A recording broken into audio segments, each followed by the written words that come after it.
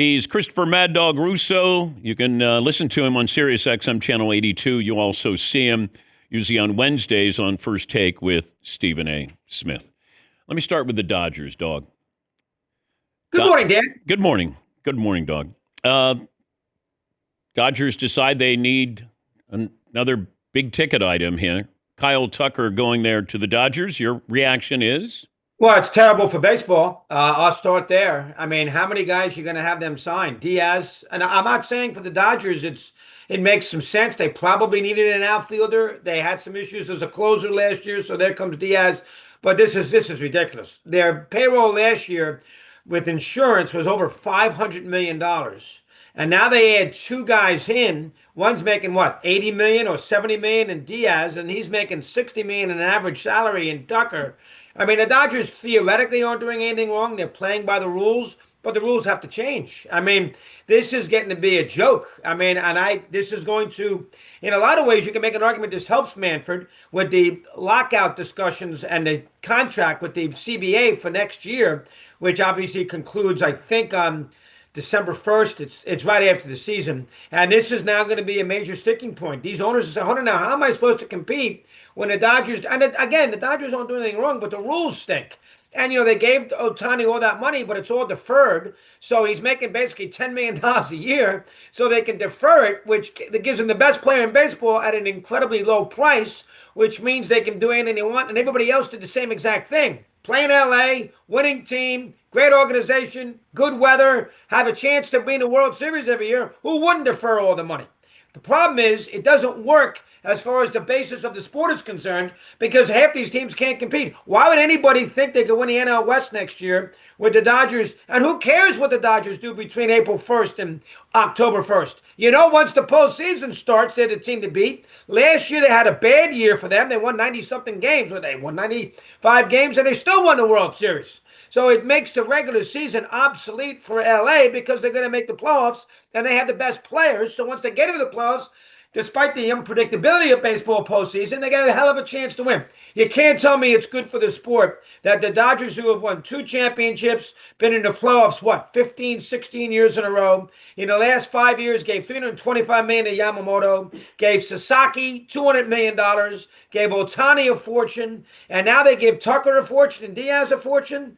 That's not good for the sport and the overall writing theme of it. Good for LA, bad for baseball. If you include deferred payments, the guaranteed salary for the Dodgers this upcoming season is $2.1 billion. Wow, that's amazing. Good job, Dan. I didn't even know that. I mean, how are the Pirates supposed to compete with that? I mean, how are the Royals and the Guardians and the Reds and the White Sox?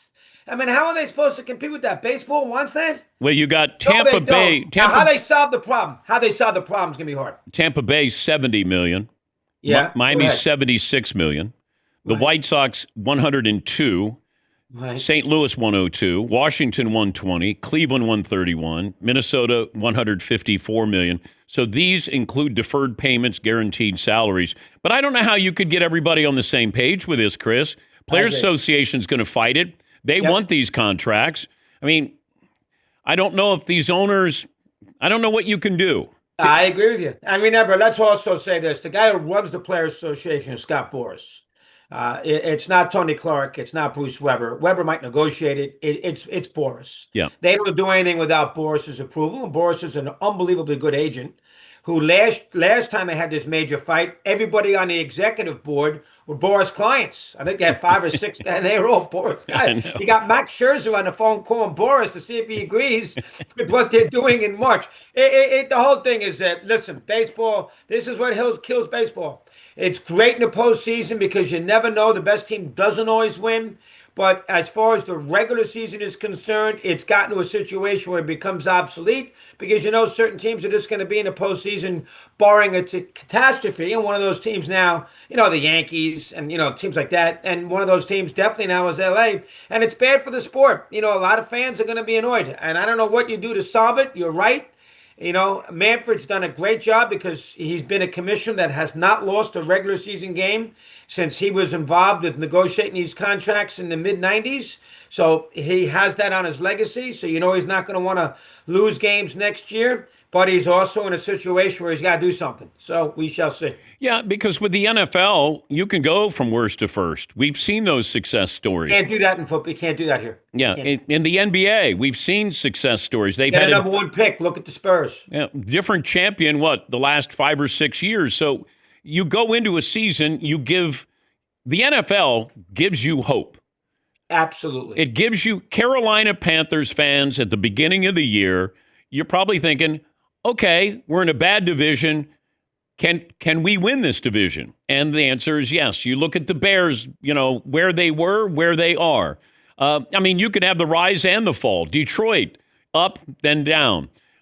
So to say to these teams, you're going to have an opportunity to at least compete for a playoff berth. That's what you want. As a fan, you want hope. Now, there's certain franchises where you go, no, we expect to be in. In the NBA, you want hope. You want to go, hey, I believe in the team and I'll continue to go out and support it. If you're a Pittsburgh Pirate fan, you go out one day, you go to see your pitcher. That's probably it. It's a great ballpark, but how many times are you going to see those games? But if you're playing in big games, now all of a sudden you're buying it. The Reds make the playoffs. Now you're going out to watch a season, not just a couple of games. 100%. Watch the Dodgers get Scooble, too. I did. I brought that up this morning. I go, that's who I thought that they were going to be getting somehow, some way. And he's going to leave. And, this arbitration issue with him, it's a major problem. Last year the Bears didn't make the playoffs. This year they're in a divisional round. You made a good point about Carolina. They won the division. They get a home playoff game. Denver last year barely made the playoffs. Now they're the 1 seed. Seattle last year didn't make the playoffs. Now they're the 1 seed. You have so many advantages from that standpoint. Was it normally 6 in and 6 out in the NFL? Yeah. 6 teams every year. And, that they, have a shorter schedule. Now you need the quarterback. Without the quarterback, you're not going to win. But you have ways to get the quarterback. You can draft one. You can be bad at the right time. Purdy was the last pick in the draft. They found him, right? You can get the QB. Josh Allen wasn't the first pick. You can get Nix wasn't the first pick. You can get the quarterback by little lucky, somehow a free agent, a trade. Well, Donald, he was a trade. Seattle, they won. You can get the quarterback. In the NBA, you got to get the great player. Wembanyama, David Robinson, Duncan, you got to get that great player, the transformational player. There are ways to do it, but you got to get that player. But it doesn't have anything to do with money. It might have something to do with the market, but Sacramento was good for a long time. The Spurs won some championships, so the small market can win. In baseball, it's really about 3 or 4 teams, and that's the unfortunate thing about baseball. It's got a great playoff system. The playoff system lasts 3 weeks. It's done. It's not a slug out 4-month process where they play best of 7s, where you know who's going to win beforehand, like the NBA might have. It's the games are unpredictable because there's no guarantee the best team's going to win. So that makes it fun too. The great baseball game, as you know, Dan, you're a great baseball fan. Game 7, Toronto and the Dodgers. How great a game was that? Yeah, it gives you incredible drama. But the problem is baseball has become, over the long period of time, too much dominated by the big market teams. And I don't know how you solve that problem. I really don't. Without a strike. He's Christopher Mad Dog Russo, host of Mad Dog Unleashed on Sirius XM Channel 82, and also you'll see him on First Take. What's holding up John Harbaugh and the Giants? Hasn't officially signed it yet. Yeah, I don't know. I don't have the answer for you on that. Maybe the money for the assistant coaches. This is a move the Giants had to make. This is going to happen. I don't think it's going to fall apart. Harbaugh and Mara, I guess, really had a great sit down. They had a great dinner a couple of nights ago. And the Giants need him. They've gone the assistant route, whether it's, Dable, Judge, Ben McAdoo. It's been a disaster. They have to bring an established coach. Harbaugh is a good coach. He's not a great coach yet. Got a chance to be, Hall of Fame. I wouldn't say Harbaugh's a Hall of Fame coach by my standards. I wouldn't say he's a Hall of Fame coach. Is Tomlin? He's going to be in the Hall of Fame. They're going to make it, but by you and I's standards, do I consider Tomlin right this second a Hall of Fame coach? I don't. Now, that's me.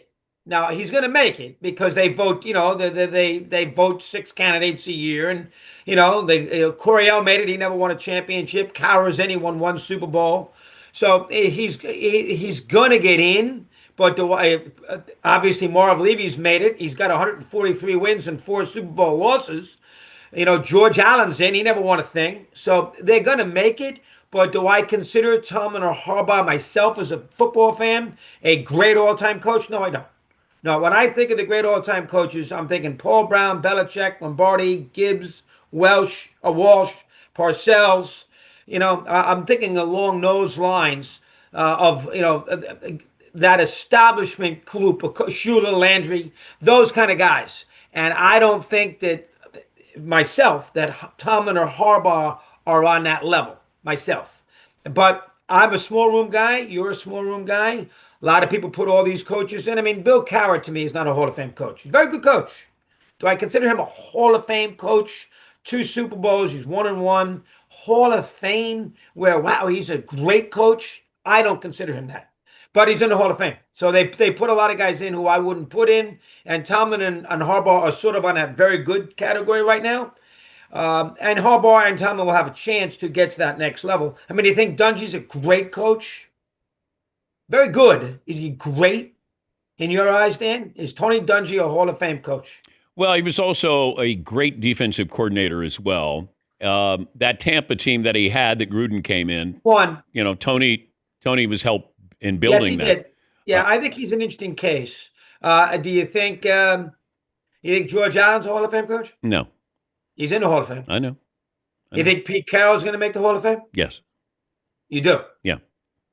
Yeah. Wow. I'm not sure. Especially after now, it is the Pro Football Hall of Fame, so they're not factoring in USC. Yeah, I know. Forget USC. But I'm guessing. See, I think the thing is you're trying to compare today's coaches with yesteryear, and it's hard to do that and come up with a Hall of Fame coach because these guys were established. They didn't have to worry, about all these other things that today's coach has to deal with. Getting to 2 Super Bowls, like Sean Payton. Is Sean Payton a Hall of Fame coach? He's been in 1 Super Bowl, not yet. He's probably going in. Is Mike McCarthy Hall of Fame coach? No, absolutely not. He's got same resume as Sean Payton. Yeah, I don't put Payton in though. I'm being fair about it. All right. I'm a small room guy. I want greatness. Do I think Sean Payton's a great coach? He's very good. Great. Parcells is a great coach. Gibbs is a great coach. 3 Super Bowls, 3 different quarterbacks. Bill Walsh. That's a great football coach. Brown. Those are the sort of guys. Who has more pressure, either player or team? The most pressure this weekend in the NFL? Not San Francisco, Seattle. Buffalo's so banged up, and I heard your thought with Josh Allen. He's great anyway. I probably, it's weird. I might say Stafford with the Rams. You can't say there's any pressure on Houston. You can't say there's any pressure on the Patriots. The Bears are a young team. You can't use them. San Francisco somehow are in this spot. Seattle, maybe Sam Darnold. Maybe Darnold because he needs to go out there and, sort of undo last year when he didn't play very well in the postseason. I don't look at Denver, young quarterback. Allen, I think he's accomplished plenty anyway. I know people bring Allen up because there's no Mahomes and Burrow and Jackson. I still think Allen's got plenty of time to win a Super Bowl.